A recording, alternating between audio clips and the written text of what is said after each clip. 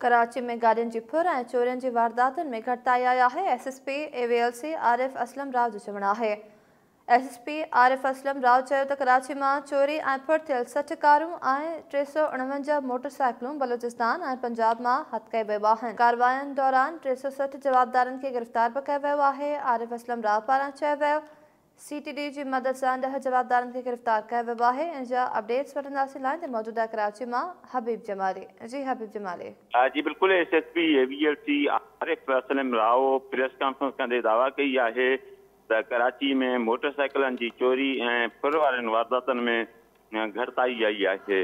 Motorcycle फुर करण जे वारदातुनि में गुज़िरियल 12 महीननि दौरान जो है रेशो जो इंतहाई घटिजी वियो आहे। जॾहिं मोटरसाइकिलूं चोरी ऐं जेको आहे 2 सालनि दौरान जेकी मोटरसाइकिलूं चोरी थियूं उन रेशो जे हिसाब सां मोटरसाइकिलूं हर साल चोरी घटि थियूं आहिनि। हिन अरसे दौरान बलूचिस्तान ऐं पंजाब मां 60 कारूं ऐं 349 मोटरसाइकिलूं हथ कयूं वियूं। छापामार कार्रवाइयुनि दौरान 360 खां वधीक जवाबदार गिरफ़्तार कया विया। SSP AVLC जो चुनाव कार्रवाइयुनि में 20 मक़ामी ऐं बैनुल सूबाई गिरोहनि जो पतो लगायो वियो। CCTV फुटेजनि जे मदद सां 10 जवाबदार गिरफ़्तार कया विया। चोरी थियल मोटरसाइकिलूं कारूं ऐं उन्हनि जा पार्ट्स ख़रीद ऐं विकिरो करण में मुलवस स्क्रैप डीलर आहिनि उन्हनि ख़िलाफ़ क्रैकडाउन शुरू कयो वियो।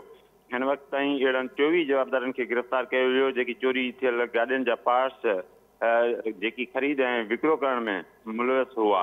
SSP AVLC जो चवणो हो त गाॾियूं फुर करे वरी जेको आहे भुंग वठी गाॾियूं वापसि कंदड़ 2 जवाबदारनि खे गिरफ़्तार कयो वियो आहे। जी ठीक है हबीब जमाली अपडेट करण लाइ महिरबानी।